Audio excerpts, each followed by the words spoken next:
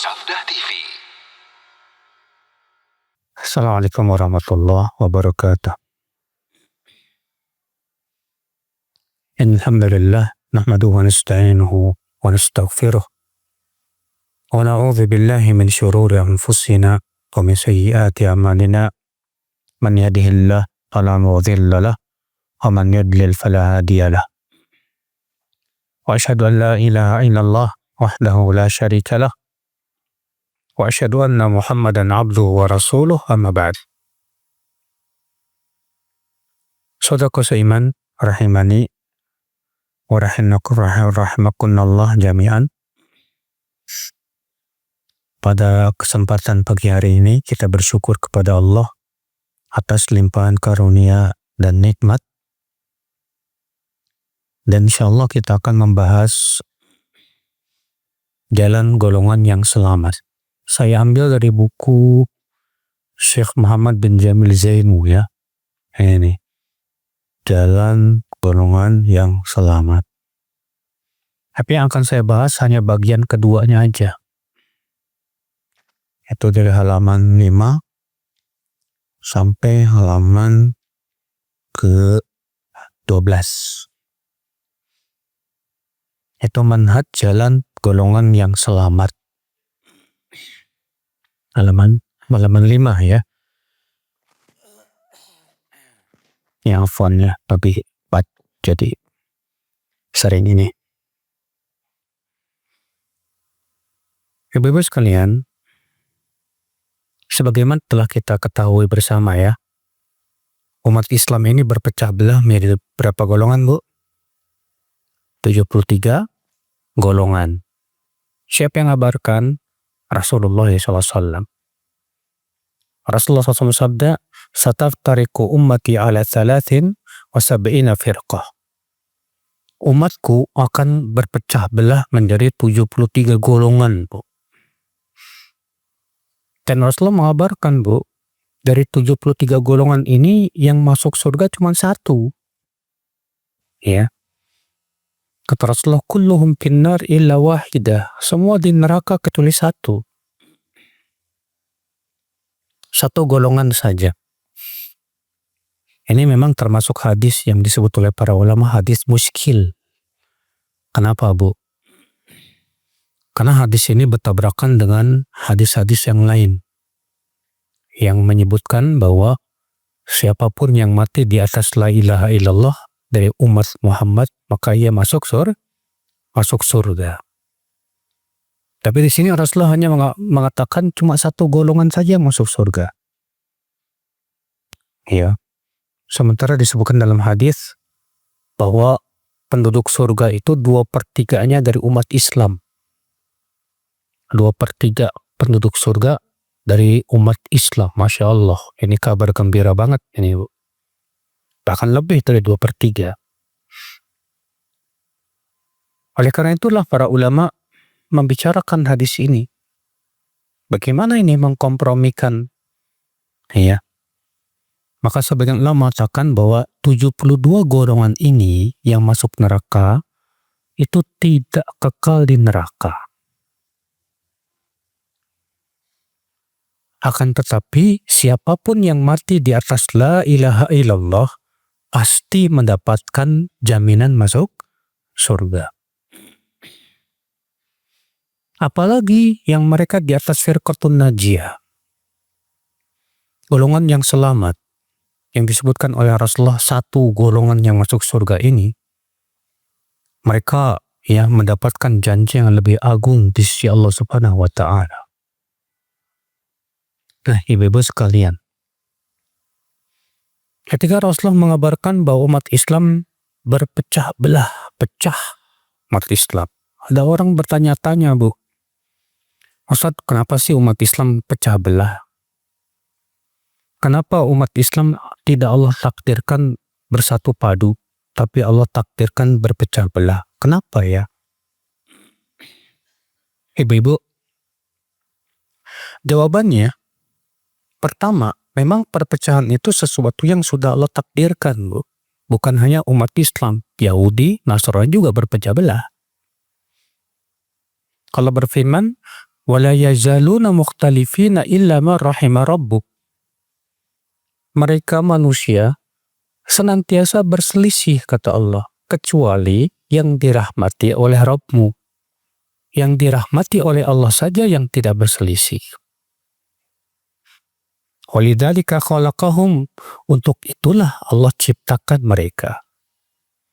Sebagian ulama mengatakan artinya manusia itu memang sifatnya suka berselisih. Ya, jangankan masalah agama, masalah dunia aja manusia itu berselisih. Ya. Itu memang sifat karakteristik manusia, senang banget berselisih. Dan kita lihat di mana saja suka terjadi perselisihan, hatta dalam urusan dunia. Dalam urusan dunia terjadi perselisihan nggak, Bu? Perselisihan, apalagi kalau urusan duit. Wah, berantem. Iya. Saudaraku seiman, saudari-saudariku seiman, rahimakumullah jami'an. Nah, ini yang pertama, Ibu. Kenapa umat Islam berselisih? Yang pertama, karena itu memang sudah takdir Allah. Yang kedua, karena di sana ada hikmah-hikmah yang besar. Kenapa umat Islam itu berpecah belah, Bu? Apa sih hikmahnya adanya perpecahan tuh, Bu? Kenapa Allah takdirkan adanya perpecahan? Hikmahnya banyak, Bu. Di antaranya yang pertama, Allah ingin melihat,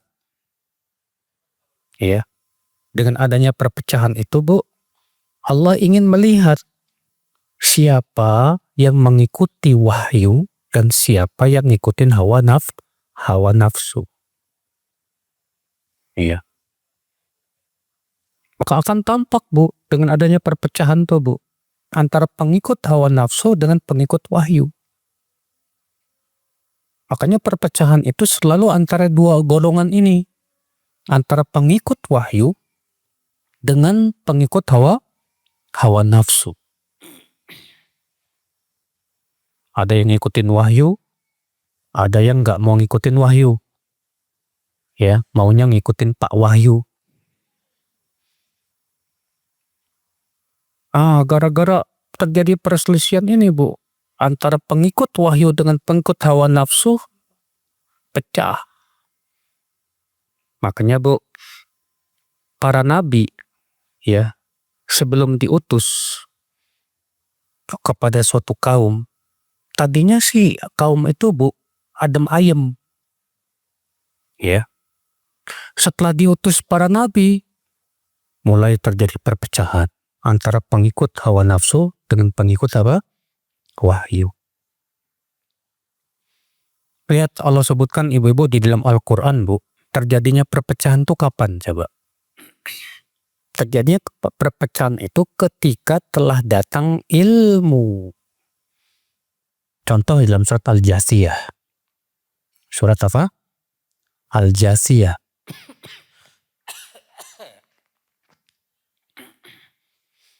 Ini dingin banget ya AC-nya.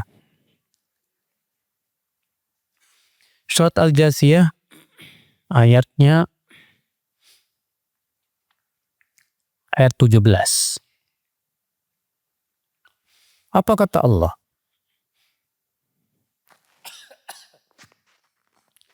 Wa atainahum bayyinatin minal amr.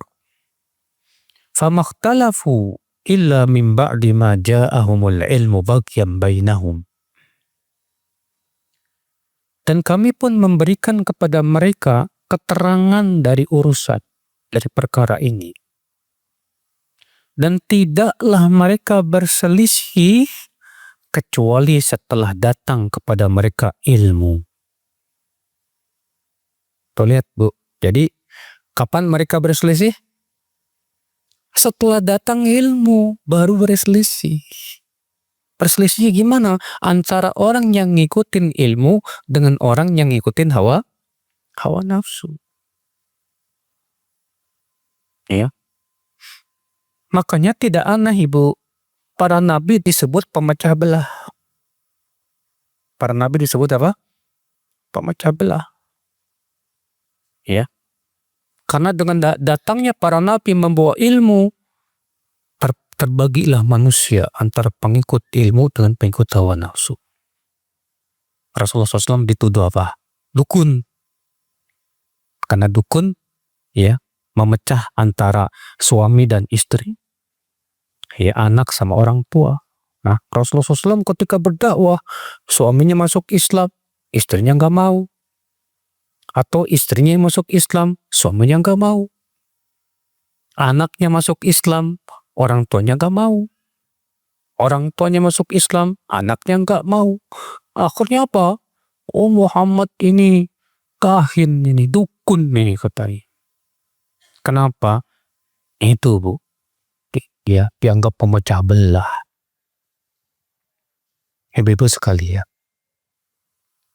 Oleh karena itu ibu-ibu sekalian, ketika dakwah tauhid itu ada muncul di suatu tempat, pastilah dakwah tauhid itu Bu akan dianggap sebagai pemecah belah. Sudah sunatullah. Ya. Ibu-ibu sekalian, nah di sini terlihatlah hikmah Ibu. Munculnya perpecahan itu tiada lain untuk menguji kita. Apakah kita akan ngikutin hawa nafsu atau kita ngikutin apa? Wahyu. Hikmah yang kedua dari perpecahan apa Bu? Untuk menguji siapa yang sungguh-sungguh mencari kebenaran dan siapa yang tidak mau mencari kebenaran. Ya. Dengan adanya perpecahan ibu-ibu, ada orang yang sungguh-sungguh mencari dan mencari tentang kebenaran yang dibawa oleh Rasulullah dan para sahabatnya.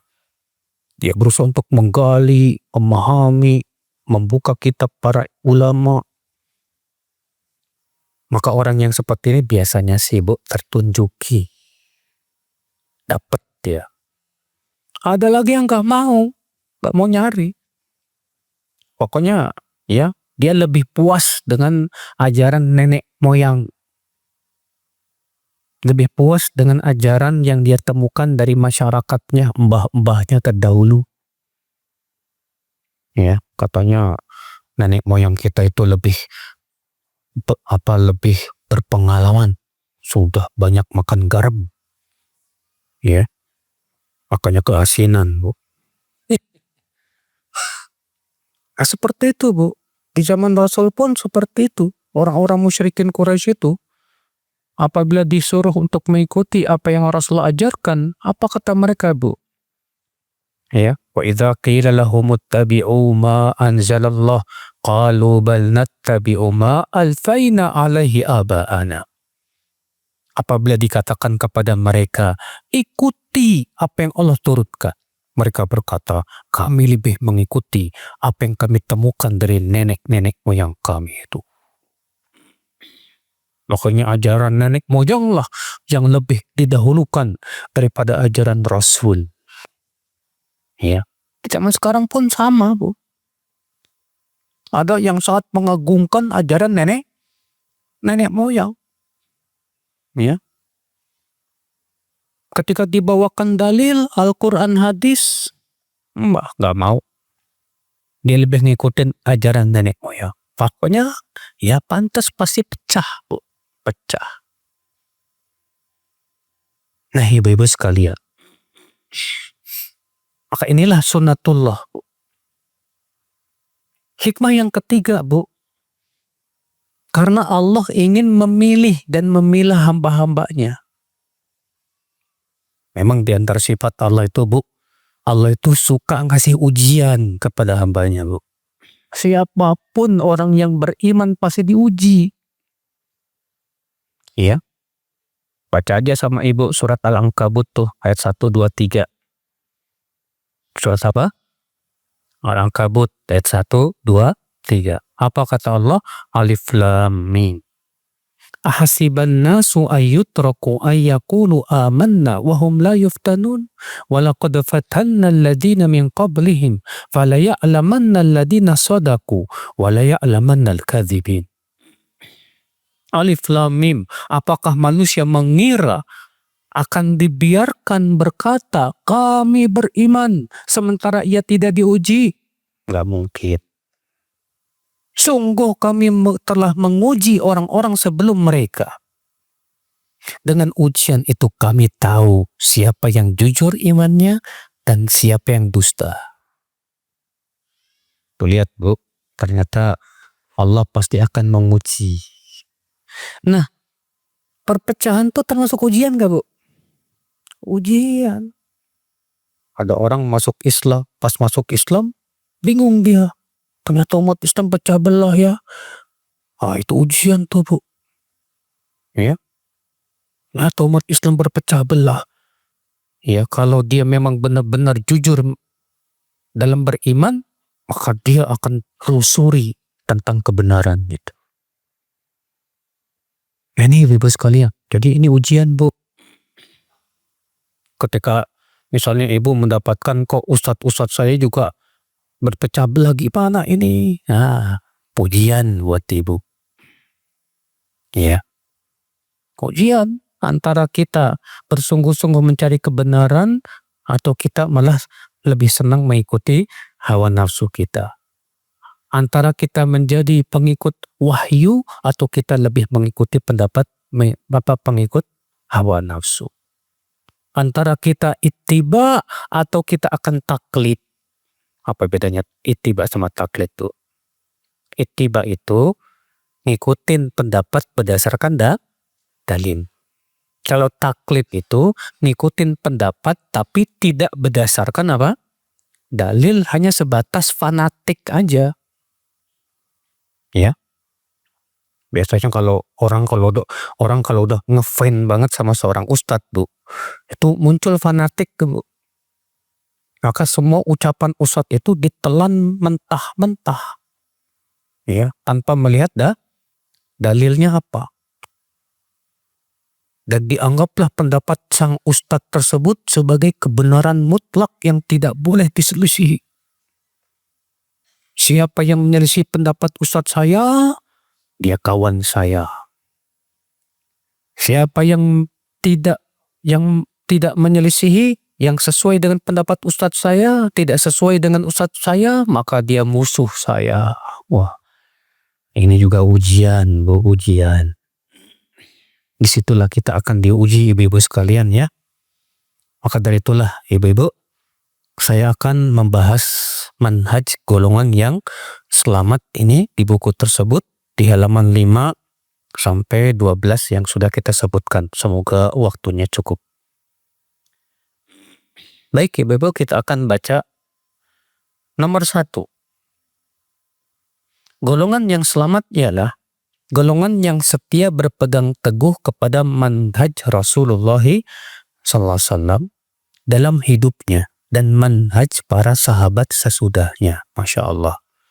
Ini manhaj yang pertama, jalan golongan selamat yang pertama Bu. Yaitu setia berpegang teguh kepada manhaj Rasul dan manhaj para sahabat. Ini berdasarkan hadis Bu. Rasulullah SAW ketika mengabarkan umat Islam akan pecah menjadi 73 golongan. Rasulullah mengatakan apa? Kullum finnar illa wahidah. Semua di neraka kecuali satu. Kata para sahabat, hai Rasulullah, siapa yang satu golongan itu? Kata Rasulullah, ma ana alaihi wa ashabi. Yaitu yang aku dan para sahabatku di atasnya. Makanya Bu, jalan golongan selamat itu selalu berusaha mencari gimana sih akidahnya Rasulullah dan para sahabat Bu. Ini penting banget.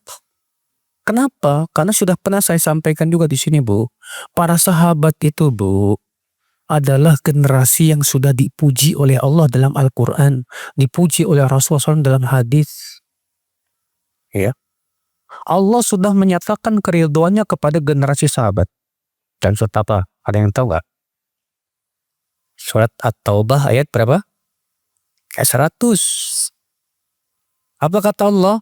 Wasabiqunal awwalun minal muhajirin wal ansar walladzina taba'uhum bi ihsan radhiyallahu anhum wa radwa. Dan as-sabiqunal awwalun dari kalangan muhajirin dan ansor. Siapa muhajirin? Muhajirin itu sahabat yang hijrah dari Makkah ke Madinah. Siapa ansor? Ansor yang tinggal di kota Madinah dan membela kaum muhajirin. Ya. Apa kata Allah? Dan as-sabiqunal awwalun dari kalangan muhajirin dan ansor dan orang-orang yang mengikuti mereka. Mereka di sini siapa? Muhajirin dan ansor. Dengan kebaikan. Allah ridho kepada mereka dan mereka pun ridho kepada Allah. Allah sudah menyatakan bahwa Allah ridho kepada para sahabat. Kalau Allah ridho kepada para sahabat, asa kita nggak ridho? Iya. Ridho kepada jalannya mereka. Berarti mereka generasi yang sudah Allah nyatakan keridhoannya. Maka kita pun ridho dong untuk mengikuti mereka, ibu-ibu sekalian. Iya. Saudara-saudariku sekalian, ya ibu-ibu yang dirahmati oleh Allah Subhanahu wa Ta'ala. Oleh karena itulah ya, para ulama dari zaman ke zaman pun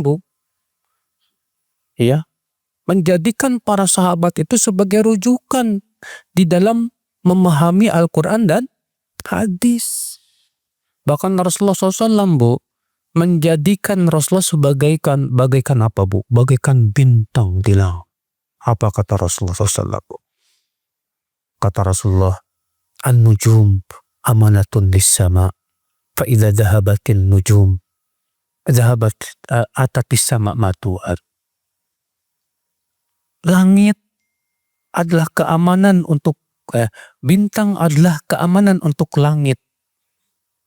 Apabila bintang telah pergi, akan datang kepada langit apa yang dijanjikan, yaitu kiamat. Wa ana amanatun di ashabi. Wa fa idza dhahabtu ana dhahaba ashabi ma yu'adud.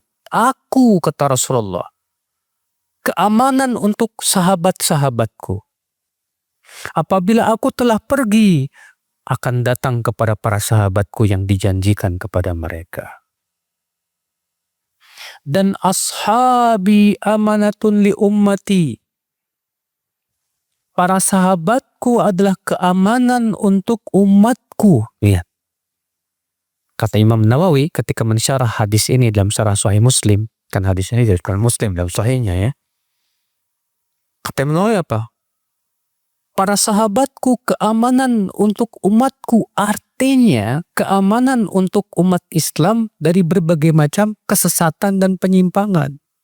Dari perpecahan. Ya.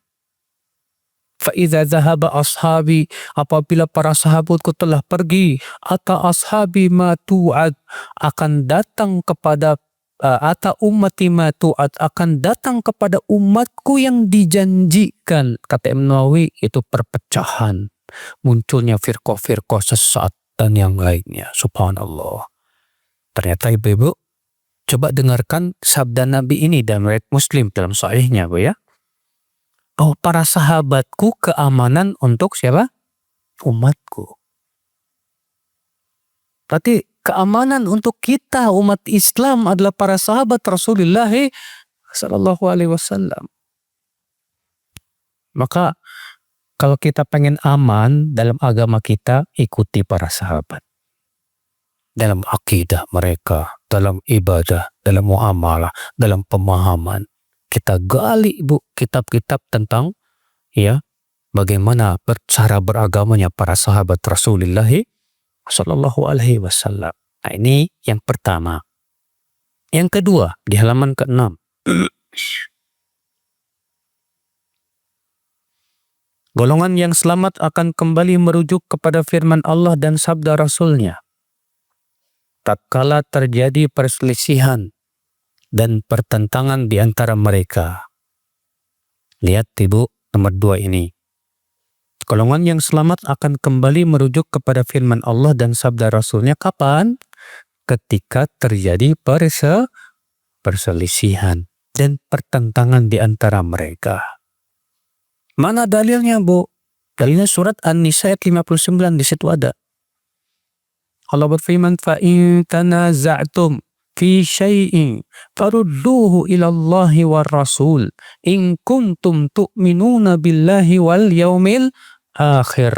Dzalika khairu wa ahsanu ta'wila." Kemudian jika kamu berselisih tentang sesuatu apa ya? Sesuatu di sini bersifat umum, baik itu urusan agama, urusan dunia, apalagi urusan agama. Maka kembalikan kepada Allah, yaitu Al-Quran, dan Rasul, yaitu sunnahnya. Jika kamu benar-benar beriman kepada Allah dan kehidupan akhirat, yang demikian itu lebih utama bagimu dan lebih baik akibatnya. Ibu sekalian. Nah, kalau kita berselisih nih, ibu misalnya berselisih sama suami tentang suatu permasalahan. Suami pengennya anaknya dididik seperti ini. Ibu maunya anaknya dididik seperti ini. Ketika berselisih gitu gimana dong? Ibu bilang ke suami, kalau kita selisih, kita kembali kepada Allah dan Rasulnya. Bagaimana Allah dan Rasulnya menyebutkan tentang pendidikan anak? Tanya ahlinya. Ya. Nah, kalau kitanya nggak mau, Bu, ibu misalnya lebih senang mendidik anak dengan gaya barat. Wah, ya. Sementara suami pengennya anak ngapalin Quran, ya, betul-betul Islami. Ya nggak bakal nyambung, Bu. Nggak bakal nyambung. Karena yang satu ngikutin hawa nafsu, ngikutin selain Allah dan Rasulnya, yang satu ngikutin Allah dan Rasul. Saya pernah diminta sama sebuah keluarga untuk menyelesaikan urusan warisan. Ustaz, tolong Ustaz, kami terjadi persengketaan dalam urusan warisan. Ya udah, baik. Saya hitungin selesai, apa yang terjadi. Sebagian keluarganya nggak mau bagi warisan sesuai syariat. Maunya bagi rata. Wah, susah. Dibawain ayatnya, nggak mau. Dibawakan dalil, nggak mau. Waduh Pak, saya mundur Pak kalau seperti ini Pak, kata saya. Susah nih. Karena masalahnya nggak mau tunduk kepada Allah dan Rasulnya. Pasti pecah. Berat ini permasalahannya. Ya. Ayo ibu sekalian, terkadang dalam urusan yang kecil aja, ya kita terkadang disuruh kembali kepada Allah dan Rasulnya, gak mau. Ya. Dalam misal, contoh aja yang jauh-jauh lah. Ketika ibu berselisih sama teman tentang cara berpakaian sesuai syariat gimana. Yang satu jilbabnya dililit-lilit. Ya. Yang satu jilbabnya gedombrong. Ya. Akhirnya ibu bilang, ayo kita kembali kepada Allah dan Rasulnya. Benar nggak cara berjilbab kita? Yang satu nggak mau. Ya. Maunya pakai kerudungnya sesuai dengan keinginan aja, sesuai dengan tren. Susah, Bu. Kalau misalnya kita nggak mau kembali kepada Allah dan Rasul, lebih ngikutin kemauan kita sendiri, susah. Ya. Ibu-ibu sekalian. Apalagi dalam masalah akidah. Masalah akidah sudah dijelaskan oleh Allah dan Rasulnya dengan sejelas-jelasnya. Sudah disampaikan oleh para sahabat dengan sejelas-jelasnya. Ketika ibu berbeda akidah dengan suami ibu misalnya keyakinannya apa? Sufi, sumpah pikiran. Orang tasawuf itu kan punya keyakinan katanya kalau orang sudah sampai derajat ma'rifat tidak butuh syariat. Jadi orang kalau sudah sampai derajat ma'rifat nggak perlu sholat lagi. Sholatnya di Mekah katanya. Ya. Terus ibu nanya ke suami, Mas, Mana dalilnya dari Allah dan Rasulnya bahwa orang yang sudah sampai derajat makrifat tidak perlu lagi ikut syariat? Menurut Mas, Rasulullah sudah sampai derajat makrifat belum? Rasul sallallahu alaihi wasallam sudah sampai derajat makrifat belum? Ya, memang orang tasawuf tuh punya keyakinan begitu, Pak, Bu. Katanya apa? Wali lebih tinggi dari Nabi dan Rasul. Ya. Mereka meremehkan para Nabi dan Rasul sebetulnya, Bu. Ketika kita tanya lagi, oke, mana pemahamannya dari para ulama, dari para sahabat, tabi'in, tabi'in. Gak ada. Pokoknya ini yang saya yakinin dari guru-guru saya. Loh, masalahnya kan kita dalam beragama harus jelas dong dalilnya dari Al-Quran, dari Sunnah, dan apa yang diyakini oleh para sahabat Rasulullah SAW. Ya, ada nggak sih sahabat yang merasa saya sudah sampai makrifat, jadi saya nggak perlu sholat? Ada nggak sih para tabi'in atau Imam Syafi'i, Imam Ahmad, Imam Malik, maka Masya Allah para ulama besar, ada nggak sih keyakinan seperti itu? Nah di sini Ibu, ya, kita ketika berselisih penting merujuk kepada kitabullah dan sunnah Rasulullah SAW. Ya. Ibu berselisih sama teman yang temannya masih senang merayakan Maulid Nabi. Ibu nggak mau. Terus ibu nanya ke temannya, boleh saya tahu ada nggak dalam Al-Quran dan hadis yang menyuruh kita merayakan Maulid Nabi? Ada nggak para sahabat yang merayakan Maulid Nabi, para tabi'in, para tabi'un tabi'in, atau imam madzhab yang 4, Imam Syafi'i, Imam Ahmad? Ternyata nggak ada. Iya. Ibu-ibu sekalian. Nah ini ibu-ibu, jadi penting di sini Bu ya. Jalan golongan yang selamat itu ketika terjadi perselisihan, mereka langsung merujuk kepada Al-Quran dan Sunnah. Ya.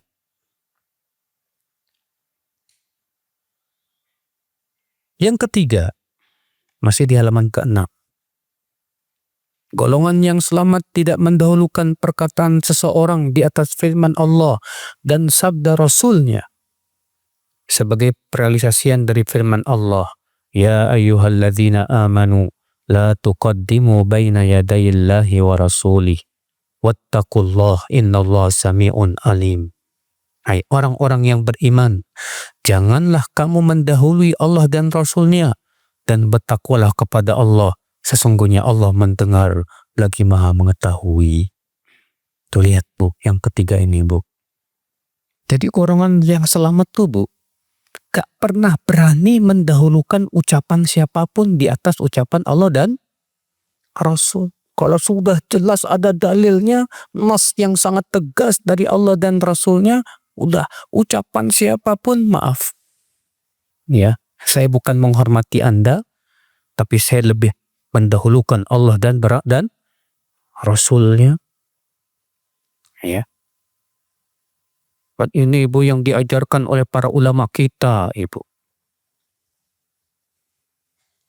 Ibnu Umar pernah berkata, Abi ahakku an yuttaba am Rasulullah SAW. Apakah ayahku lebih berhak untuk diikuti atau Rasulullah SAW? Kata Abdullah bin Umar. Ketika waktu itu beliau menyelisih ayahnya dalam suatu permasalahan karena Ibnu Umar melihat adanya dalil yang lebih kuat. Imam Asy-Syafi'i mengatakan apa Bu?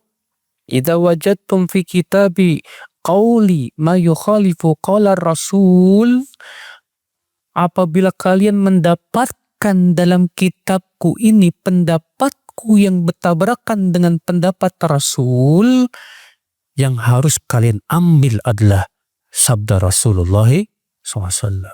Itu Bu, itu yang harus kita pegang kuat. Jangan pernah kita mendahulukan pendapat misalnya ahli filsafat. Ya. Aristoteles misal. Plato misal. Archimedes misal.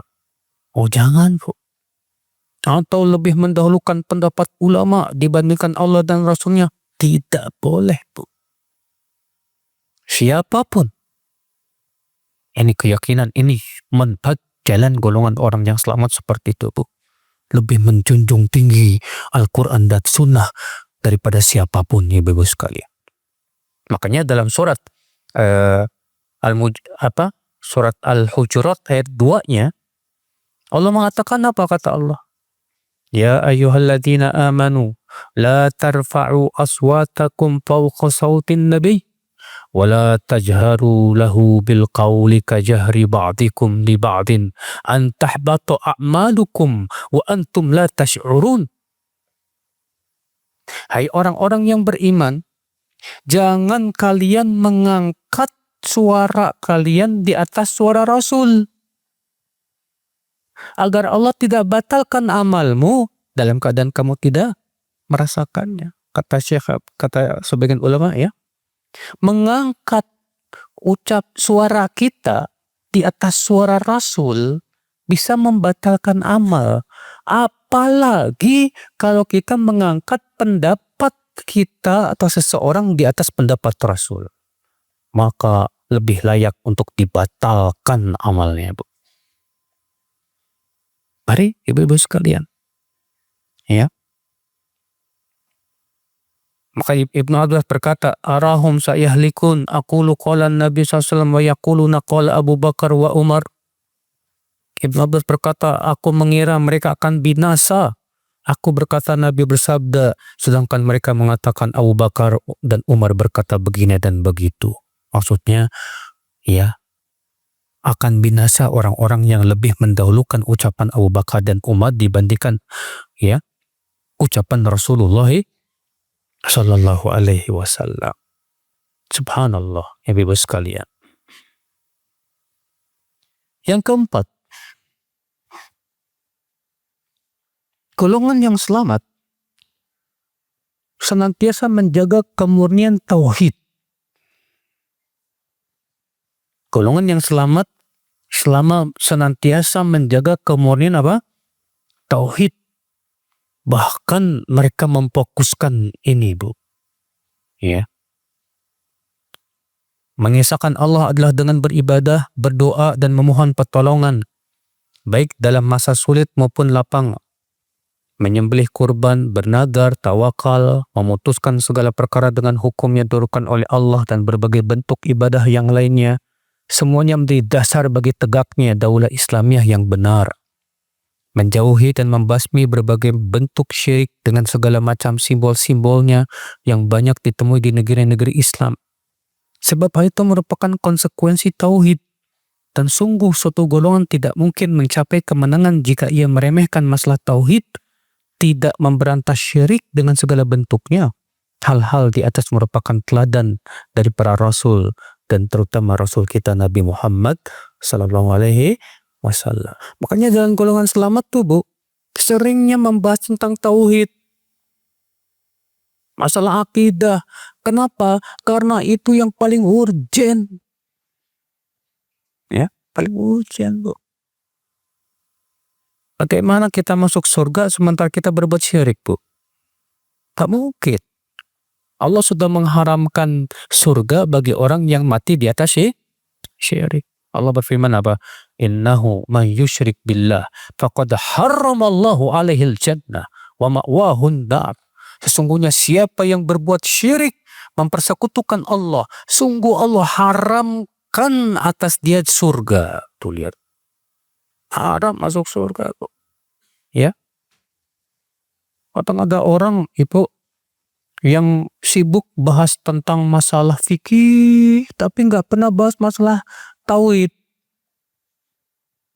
Ya. Fikih faham, tapi berbuat syirik. Ya percuma, Ibu. Orang kalau banyak ibadah hebat, tapi kalau berbuat syirik, batal itu amalnya. Tidak diterima sama Allah Subhanahu wa Ta'ala. Maka dari itulah, ibu-ibu, ya, para nabi dan rasul yang pertama kali mereka dakwahkan adalah tauhid dulu, Bu. Ya. Menjauhkan manusia dari kesyirikan. Ya. Tuh lihat Nabi Ibrahim bagaimana berdakwah kepada Namrud dan kaumnya, Bu. Sampai Nabi Ibrahim menghancurkan patung-patung sesembahan mereka, Bu. Disisakan yang paling gede. Ketika mereka berkata, siapa yang menghancurkan Tuhan-Tuhan kami ini? Kata Nabi Ibrahim apa? Ya? Itu yang paling gede. Fas'aluhum in kanu yantiqun. Silahkan ditanya jika dia bisa bicara. Langsung diam mereka, mikir. Mau gimana mau nanyanya? Gak usah bicara. Seakan Nabi Ibrahim berkata, ya, sesuatu yang gak bisa bicara, gak bisa memberikan manfaat, tidak pula menolak mudarat, kenapa kalian sembah? Ya, akhirnya mereka pun ya sebetulnya mengakui yang didakwakan Nabi Ibrahim itu benar, ya, Bu. Tapi apa yang terjadi? Muncul kesombongan. Ya, apa kata mereka? Bakar Ibrahim. Padahal sudah jelas kepada mereka kebenaran.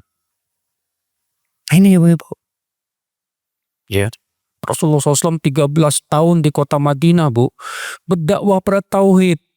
Terus 13 tahun itu, Bu. Ya. Dan hasilnya luar biasa. 13 tahun Rasulullah berdakwah pada tauhid ketika Allah suruh mereka hijrah. Hijrah. Bayangkan. Ibu tahu nggak? Hijrah itu berat nggak, Bu? Berat, Bu. Hijrah kan kita ninggalin rumah kita. Ya. Kita harus meninggalkan harta kita, meninggalkan tempat kita, pergi ke suatu tempat yang nggak tahu kita gimana. Subhanallah. Di kota Madinah Allah pun kemudian syariatkan berbagai macam hukum, Bu. Ketika Allah turunkan ayat hijab. Tuh lihat bagaimana, Bu, pengaruh tauhid yang luar biasa tuh, Bu. Ketika Allah turunkan ayat hijab, ya ayuhan nabi, qul li azwajika wa banatika wa nisa'il mu'minin yudnina 'alaihinna min jalabibihin. Maka apa yang terjadi, Ibu-ibu? Para sahabat itu langsung menarik gorden-gorden itu, Bu. Langsung mereka menutup aurat-aurat mereka berhijab. Masya Allah. Nggak ada di antara sahabat berkata, kenapa? Kan di Saudi panas. Coba bayangkan di zaman sekarang, Bu. Ibu bawa jilbab. Terus kalau ada muslimah nggak pakai jilbab, ibu tawarin, Neng pakai jilbab nih. Apa jawabnya coba, Bu? Aduh, gak siap. Panas. Ya. Dan yang lainnya. Kenapa? Yaitu, Bu, karena tauhidnya yang lemah di hatinya. Tapi kalau sudah kuat tauhidnya, akan muncul jiwa sami'na wa ata'na. Tauhid itulah, Ibu, yang memunculkan jiwa sami'na wa ata'na. Semakin kuat tauhid seorang hamba di dadanya, semakin kuat sami'na wa ata'na-nya. Ya. Nah ini makanya ibu-ibu jalan golongan selamat berusaha untuk memahamkan manusia terus tentang tauhid, memperbaiki tauhid manusia. Ya. Yang kelima, di halaman 7. Golongan yang selamat senang menghidupkan sunnah-sunnah Rasul dalam ibadah, perilaku, dan dalam segenap hidupnya. Masya Allah. Jadi orang golongan selamat itu, Bu, senang kalau dia bisa menghidupkan sunnah Rasul dalam pakaiannya, dalam makannya, dalam minumnya, dalam berbicaranya, di dalam pergaulannya, dalam rumah tangganya, apalagi dalam ibadah dan akidahnya, Bu. Iya. Makanya, Bu, nggak aneh. Mereka jadi terasing. Mereka jadi apa? Terasing. Ya, gara-gara ngikutin apa? Sunnah. Ya.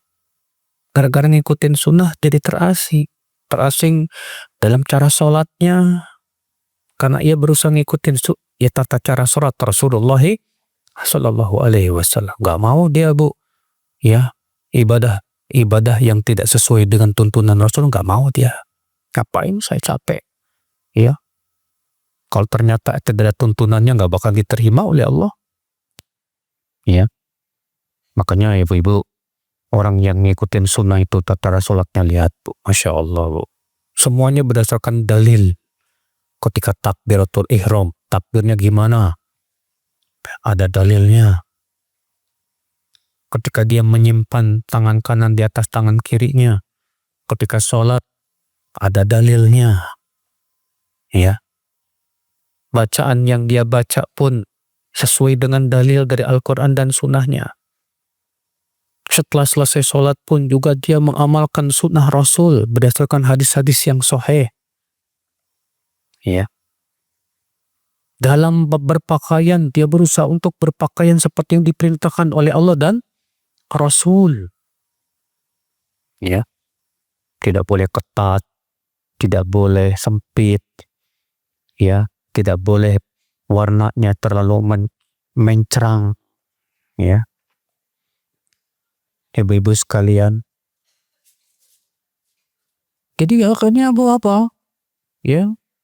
Bedanya karena ngikutin sunnah. Ketika makan saja ngikutin sunnahnya, dia pengen sesuai dengan sunnah Rasulullah Sallallahu Alaihi Wasallam. Gimana cara makannya Rasulullah SAW? Rasulullah SAW makan pakai tangan. Ya, duduk. Seperti halnya duduknya seorang hamba sahaya. Ya. Rasulullah Sallallahu Alaihi Wasallam baca bismillah sebelum makan. Pakai tangan kanan. Diperhatikan itu sunnah Rasul SAW. Dalam cara tidur, dia berusaha ngikutin gimana sih cara tidurnya Rasulullah Sallallahu Alaihi Wasallam. Selalu yang dia pikirkan, yang saya lakukan ini sesuai sunnah Rasul enggak? Itu dia, Bu. Ya, dalam golongan orang yang selamat tuh. Yang dia perhatikan setiap kali dia mau melakukan perbuatan, nanya, begitukah yang sesuai sunnah Rasul? Kalau enggak sesuai, saya enggak mau. Masya Allah, Ibu. Ketika Ibu mau melakukan suatu ibadah, kata orang katanya itu sunnah. Tapi kata orang katanya bid'ah. Aduh, saya enggak dulu. Enggak berani saya. Sampai saya lihat dulu, benar enggak ada dalilnya? Sahih enggak? Kalau ada dalilnya, udah saya lakukan. Masya Allah. Begitu, Bu. Ya. Yang keenam, golongan yang selamat tidak fanatik kecuali kepada firman Allah dan sabda Rasulnya yang maksum, yang berbicara tidak berdasarkan hawa nafsu. Di halaman 8, Bu. Golongan selamat tidak fanatik. Atas apa fanatik tuh, Bu? Fanatik itu artinya, Bu, ya, kita ngikutin seseorang, ya, tanpa melihat benar salah. Dan fanatik itu biasanya akibat loyalitas yang sangat tinggi terhadap dia. Ya. Kalau ibu fanatik sama seorang ustadz misalnya, ibu akan jadikan ucapan sang ustadz itu bagaikan firman Allah dan sabda Rasulullah. Bagaikan wahyu yang turun dari langit. Seperti ini boleh? Tidak boleh. Makanya boleh nggak fanatik madhab dalam Islam? Nggak boleh, Bu.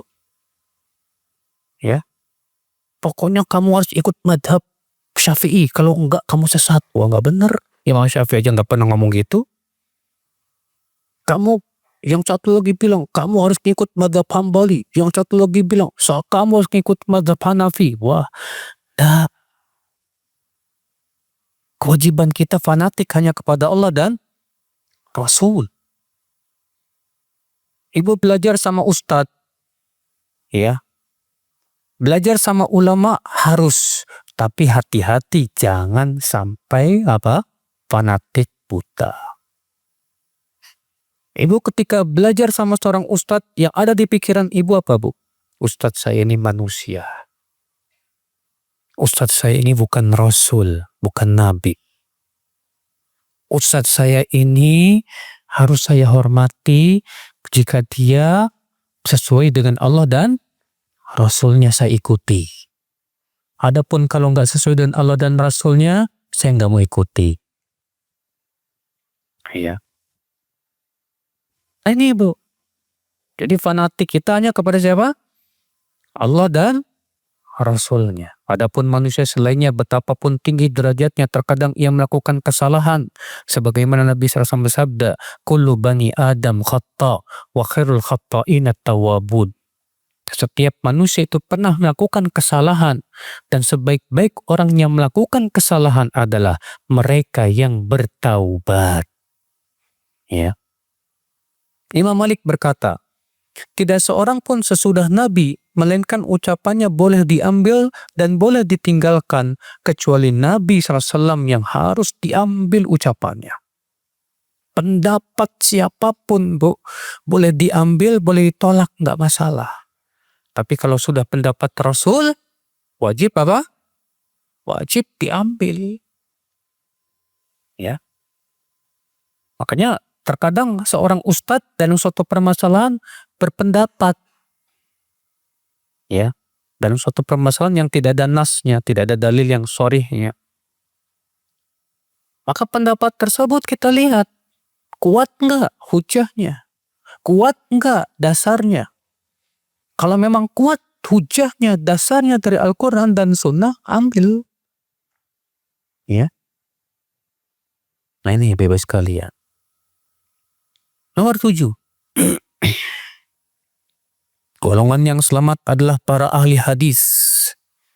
Siapa ahli hadis Bu? Itu yang menjunjung hadis Rasulullah Sallallahu Alaihi Wasallam. Iya. Rasulullah bersabda, la tazalu ta'ifatun min ummati zahirina alal haqqi la yadurruhum man khadalahum hatta ya'ti amrullah.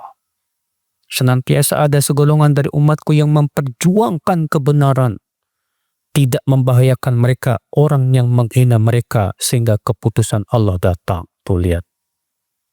Rasulullah mengatakan akan terus ada sekelompok umatku yang terus di atas kebenaran. Dan tidak akan membahayakan mereka orang-orang yang menghinakan mereka. Artinya Bu, golongan selamat ini bakalan dimusuhi orang. Tapi sehebat apapun permusuhan mereka, penghinaan mereka, itu tidak akan membahayakan mereka. Iya. Karena Rasulullah mengatakan tidak membahayakan mereka, orang yang menghinakan mereka, hingga keputusan Allah datang. Masya Allah. Iya. Seorang penyair berkata, ahli hadis itu, mereka adalah ahli keluarga Nabi SAW. Sekalipun mereka tidak bergaul dengan Nabi SAW, tetapi jiwa mereka bergaul dengannya. Artinya maksudnya, yaitu mereka yang senantiasa ngikutin dalil. Ada nggak dalilnya dari Rasulullah SAW? Kalau ada, alhamdulillah, ambil. Nggak ada, maaf. Ya. Makanya Bu, Anda ahli hadis itu Bu, selalu cari dalil. Nggak berani meyakini, nggak berani mengamalkan kalau belum menemukan dalil. Jangan sampai mengamalkan dulu, meyakini dulu, baru cari-cari dalil. Ini salah. Yang benar itu cari dalil dulu, baru kita meyakini dan mengamalkan. Iya. Nomor 8. Di halaman 9. Golongan yang selamat menghormati para imam mujtahidin, tapi tidak fanatik terhadap salah seorang di antara mereka. Kita hormati para ulama, wajib menghormati mereka, mencintai mereka. Menghormati Imam Syafi'i, Imam Ahmad, Imam Malik, semua para ulama itu mereka kita hormati. Ya. Tapi kita tidak boleh fanatik kepada salah seorang dari mereka. Fanatik kita hanya kepada Allah dan Rasulnya. Kata beliau, golongan yang selamat mengambil fikih pemahaman hukum-hukum Islam dari Al-Quran, hadis-hadis yang sahih, dan pendapat-pendapat para imam ahli ijtihad yang sejalan dengan hadis yang sahih. Hal ini sesuai dengan wasiat mereka sendiri yang menganjurkan agar pengikutnya mengambil hadis yang sahih. Seperti Imam Syafi'i dan Abu Hanifah mengatakan apa? Idza sahhal hadis fahuwa madhabi. Apabila hadis telah sahih, maka itulah pendapatku. Masya Allah. Luar biasa. Iya. Pernah ada seorang murid Imam Syafi'i, Bu, bertanya kepada Imam Syafi'i tentang hadis ru'yatullah, bahwa kaum mukmin akan melihat Allah pada hari kiamat. Ya. Apa kata orang ini? Wahai guru, bagaimana pendapatmu tentang hadis ru'yatullah, bahwasanya kaum mukmin akan melihat Allah pada hari kiamat? Apa kata Imam Syafi'i? Dengarkan baik-baik. Ya Ibn Sa'ad. Ya, wahai Ibn Sa'ad, iqdi ilaih. Tolong nisbatkan kepadaku. Anna kulla hadithin sahha, fa inni aqulu bihi wa illam yablugni. Tolong nisbatkan kepadaku. Setiap hadis apabila telah sahih, maka itu aku berpendapat dengannya walaupun itu hadis belum sampai kepadaku. Masya Allah. Imam Syafi'i, Masya Allah, Bu, dalam mendidik murid-muridnya itu supaya fanatiknya kepada Allah dan Rasul. Imam Syafi'i nggak pernah mendidik murid-muridnya supaya fanatik kepada dirinya, enggak. Ya. Pernah suatu ketika ada seseorang berkata kepada Abu Hanifah, ya, wahai guru, bolehkah aku mencatat seluruh pendapat-pendapatmu itu untuk aku jadikan rujukan? Apa kata Abu Hanifah? Innama ana bashar. Aku ini manusia biasa. Yang hari ini bisa berpendapat A, besok bisa berubah jadi B. Ya. Subhanallah. Imam Malik ketika khalifah di zamannya berkata kepada Imam Malik, aku ingin, ya, agar manusia itu semua di atas madhabmu, di atas pendapatmu, wahai Imam. Imam Malik gak mau. Jangan kamu mempersempit agama yang luas ini, kata Imam Malik. Masya Allah. Gak pernah, Bu, ada ulama ya terdahulu yang mewajibkan kamu harus ikut aku. Ya. Mewajibkan fanatik pada dirinya gak ada. Nah, kita hormati para ulama, tapi kita tidak boleh fanatik kepada salah seorang dari mereka. Fanatik kita kepada Allah dan Rasulnya. Ya. 9. Golongan yang selamat menyeru kepada yang ma'ruf dan mencegah yang mungkar. Nah, kalau golongan selamat, Bu, menyeru kepada yang ma'ruf. Yang ma'ruf dalam akidah, dalam ibadah, dalam muamalah dijelaskan tentang akidah yang sahih, tentang ibadah yang benar, tentang muamalah yang benar, tentang akhlak yang benar dijelaskan. Dan mencegah kemungkaran dalam akidah. Semua akidah yang menyimpang dijelaskan. Wah, ini menyimpang berdasarkan hujjah, dalil, Al-Quran, sunnah, dan pemahaman para salafus saleh. Ya. Dalam masalah ibadah, mereka pun mengingkari berbagai macam bid'ah dalam ibadah, Bu. Ya. Dalam masalah muamalah, mereka jelaskan kepada manusia bahwa ini mengandung riba, ini mengandung goror, ini ya jual beli yang haram, ini dijelaskan, diingkari. Ya. Jadi ya golongan selamat itu seperti itu, Bu. Beramar ma'ruf nahi mungkar. Ya. Makanya tidak aneh, Bu, golongan selamat ini pasti dijauhi orang. Karena mereka selalu menjelaskan tentang akidah yang benar dan akidah yang salah. Menjelaskan ini tauhid, ini syirik, ini bid'ah, ini apa? Ini sunnah. Ya. Ibu-ibu sekalian. Yang ke-10, ibu-ibu sekalian.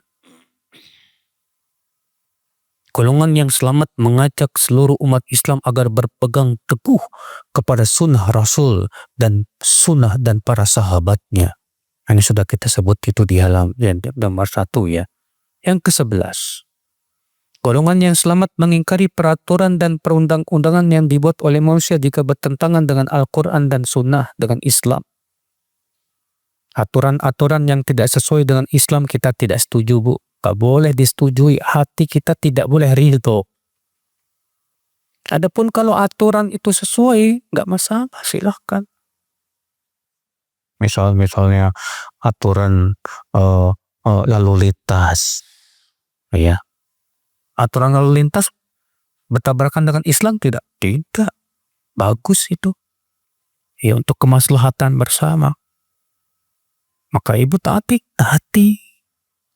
Jangan sampai kalau ada polisi berhenti merah, nggak ada polisi, jalan terus. Nggak boleh kayak gitu kok. Ya. Adapun aturan yang tidak sesuai syariat jangan ditaati, Bu. Jangan ditaati. Ya. Karena aturan-aturan yang tidak sesuai syariat itu akibatnya apa? Sama saja kita berhukum kepada hukum selain Allah.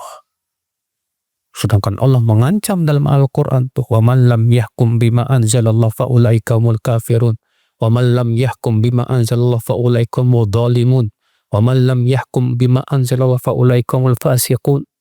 Siapa yang tidak berhukum dan hukum yang Allah turunkan, maka dia kafir. Dalam ayat yang keduanya, siapa yang tidak berhukum dengan apa yang Allah turunkan, maka dia zalim. Di ayat ketiganya, siapa yang tidak berhukum dan hukum Allah, maka dia fasik. Ya. Ibu-ibu sekalian. Yang ke-12 di halaman 10. Golongan yang selamat mengajak seluruh umat Islam berjihad di jalan Allah. Wah, ya Bu, kalau nggak dengar jihad kayaknya, apa ini? Kita disuruh ya nembakin orang. Ya enggak lah Bu, kita pahami jihad itu dengan pemahaman yang benar. Jangan sembarangan. Masalah jihad itu bukan masalah yang boleh setiap orang bicara seenaknya, Bu. Ya. Ibnu Qayyim menyebutkan, Bu, bahwa jihad itu ada 4 macam. Jihad ada 4 macam. Yang pertama, jihad melawan diri sendiri. Di buku di sini nggak disebutin. Ya, yang pertama jihad melawan diri sendiri. Loh, kok melawan diri sendiri? Gimana caranya, Ustaz? Nusuk-nusuk diri? Ya bukan. Melawan diri sendiri artinya, Bu, yang namanya manusia punya hawa nafsu nggak, Bu? Manusia punya syahwat nggak? Berarti maksudnya supaya kita ya jangan sampai ngikutin hawa nafsu dalam beragama. Jangan sampai kita lebih mendahulukan syahwat daripada perintah Allah dan Rasulnya. Ya. Ibnu Hajar dalam kitab Fathul Bari menyebutkan, Bu, berjihad melawan diri sendiri itu caranya dengan menuntut ilmu. Ya. Menuntut ilmu termasuk jihad gak? Oh iya, pasti. Sampai Abu Darda berkata, siapa yang mengatakan bahwa menuntut ilmu bukan termasuk jihad, fatahim fi aqli, tuduh akalnya. Jangan-jangan gila itu orang. Ya. Menuntut ilmu termasuk jihad. Jihad, ibu-ibu sekalian. Nah, ini jihad yang pertama. Jihad melawan diri sendiri. Dan ini dasarnya jihad. Sampai Rasulullah dalam hadis ibu-ibu yang dikeluarkan oleh Ibnu Najjar dari hadis Abu Dzar. Rasulullah SAW sabda apa? Ya, al-afdalul jihad an tujahida nafsaka li ta'atillah. Jihad yang paling utama dalam satu ayat yang lain, al-mujahid man jahada nafsahu li ta'atillah. Itu orang yang menjihadi dirinya untuk menaati Allah. Jihadi diri. menjihati diri untuk sholat, ya, untuk sholat supaya betul-betul sesuai dengan syariat. Berat bu, supaya bisa khusyuk terus, nggak mudah. Ya, kita jihadi diri kita untuk sholat. Jihadi diri kita bu untuk menjauhi maksiat. Ketika ada keinginan berbuat maksiat, kita jihadi diri kita. Jihadi diri kita bu untuk apa?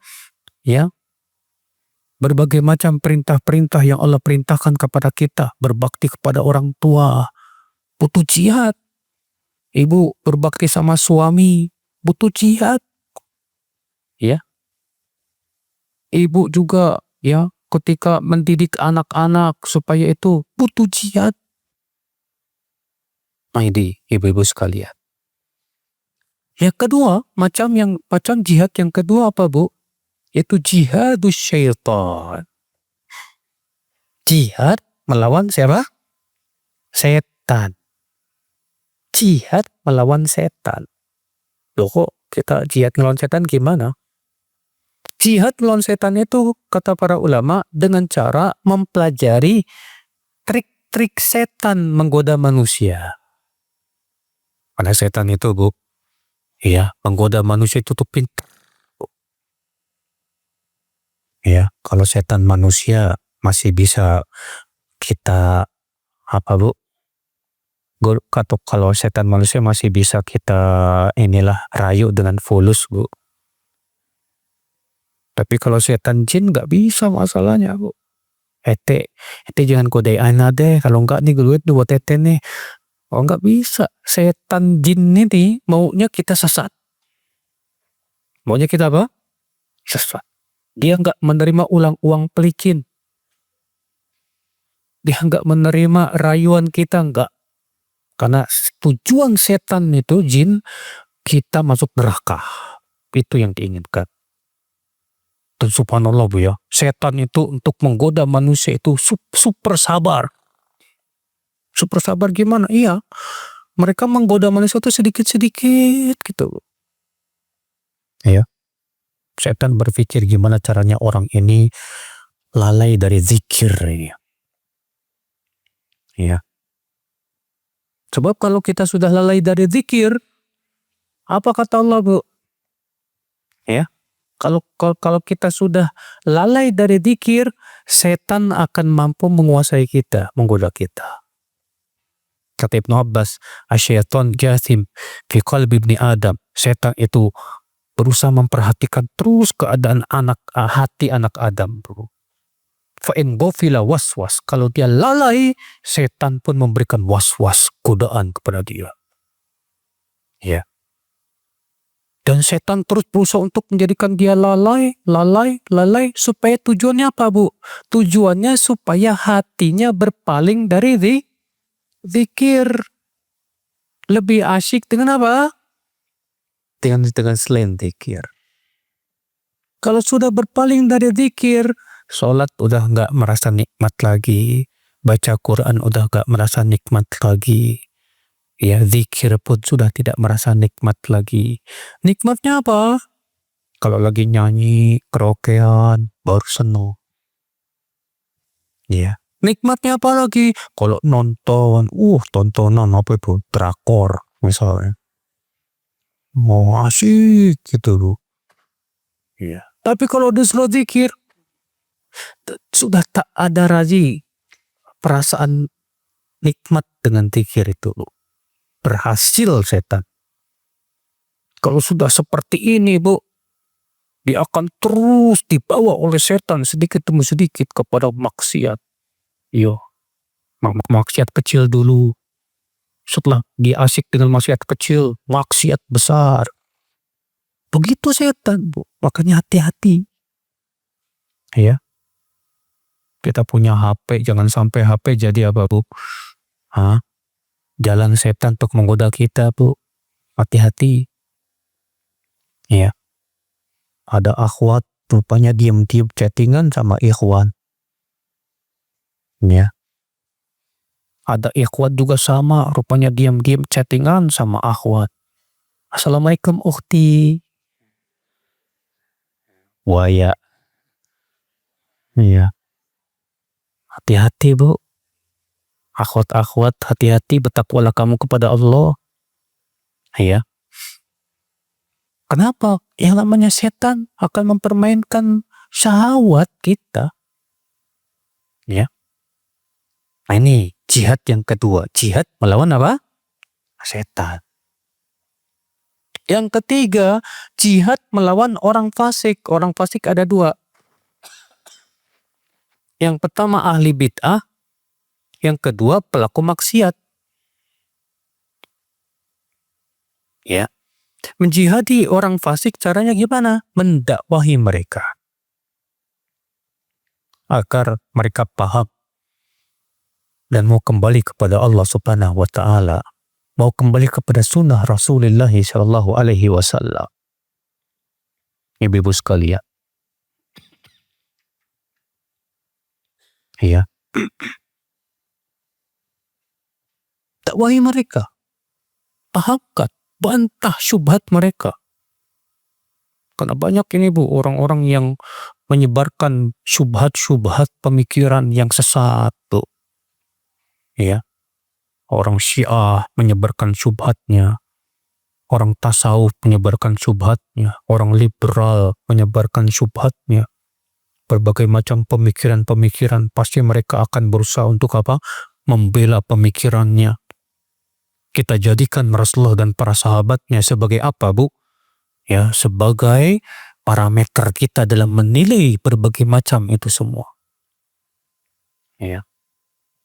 Yang keempat, jihad melawan orang kafir. Ya. Orang kafir ada dua macam bu.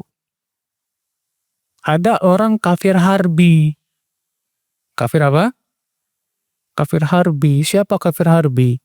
Itu orang kafir yang memerangi kaum muslimin. Mengusiri kaum muslimin. Ya. Maka yang seperti ini, kalau mereka datang ke negeri kita, memerangi kita, maka wajib kita lawan, bu. Dengan senjata lagi. Wajib. Ya. Yang kedua, kafir non-harbi. Orang kafir yang tidak memerangi kaum muslimin. Tidak mengusiri kaum muslimin. Ini ada 3 macam. Ada kafir zimmi. Siapa kafir zimmi? Yang pertama yaitu orang kafir zimmi itu orang kafir yang tinggal di negeri kaum muslimin. Tapi wajib bayar jizyah. Ya, kafir zimmi di zaman sekarang nggak ada. Nggak ada. Jizyah itu sejenis upeti ya. Yang kedua, kafir musta'man. Siapa itu? Yaitu orang kafir yang mendapatkan jaminan keamanan dari negeri Islam atau seorang muslim. Kalau seorang muslim berkata, si fulan di bawah keamanan saya. Ya sudah, wajib diamankan. Nggak boleh diganggu-gugat. Ya. Yang ketiga, kafir mu'ahad.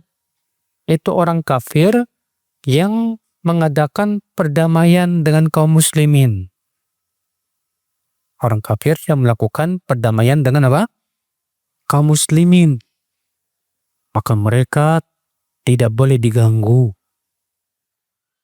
Ya, tidak boleh diganggu, nggak boleh.